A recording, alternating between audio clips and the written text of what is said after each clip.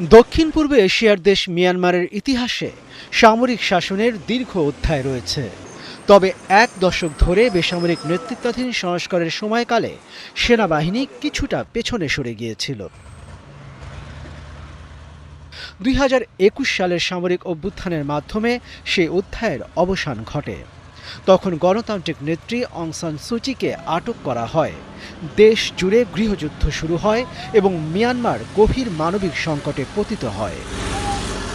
মিয়ানমারের জান্তা প্রধান ৬৯ বছর বয়সী মিন অং হ্লাইং অভ্যুত্থান করার আগে প্রায় এক দশক ধরে নীরবে নিজের আধিপত্য সুদৃঢ় করেন।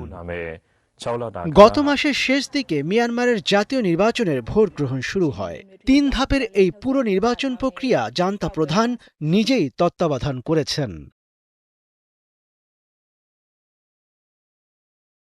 মিয়ানমারের চলতি নির্বাচনে সুচির নেতৃত্বাধীন দল ন্যাশনাল লীগ ফর ডেমোক্রেসি সহ গুরুত্বপূর্ণ অনেক দল অংশ নিচ্ছে না। তাই এই নির্বাচন কি ফল বয়ে আনবে তা নিয়ে দেশটির জনগণ ও আন্তর্জাতিক মহলে যথেষ্ট সন্দেহ রয়েছে। সামরিক কর্তৃপক্ষের দাবি, এই নির্বাচনের মাধ্যমে ক্ষমতা জনগণের হাতে ফিরিয়ে দেওয়া হবে। তবে সুচির রাজনীতি থেকে কার্যত বাদ পড়া এবং তার অত্যন্ত জনপ্রিয় দল বিলুপ্ত থাকায় গণতন্ত্রপন্থীরা বলছেন এই ভোট সেনাবাহিনীর মিত্রদের পক্ষেই সাজানো। নির্বাচন সুরক্ষা আইনের অধীনে মিয়ানমারের জান্তা এরই মধ্যে নির্বাচনের সমালোচনা ও নির্বাচন প্রক্রিয়ায় বাধা দেওয়ার অভিযোগে ৪০০-র বেশি মানুষের বিচার করছে বলেছে রাষ্ট্রীয় গণমাধ্যম। ২০২১ সালের সামরিক অভ্যুত্থানের আগে থেকেই মিন অং হ্লাইং অনেক দেশের কাছে অবাঞ্ছিত ব্যক্তির তালিকায় ছিলেন।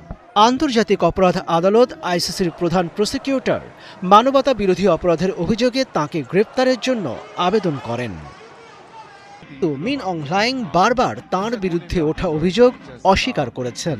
তিনি বলেছেন, রোহিঙ্গা বিদ্রোহীদের দমনের জন্য সামরিক অভিযান জরুরি ছিল। মনিরুজ্জামান বাবু, ৭১।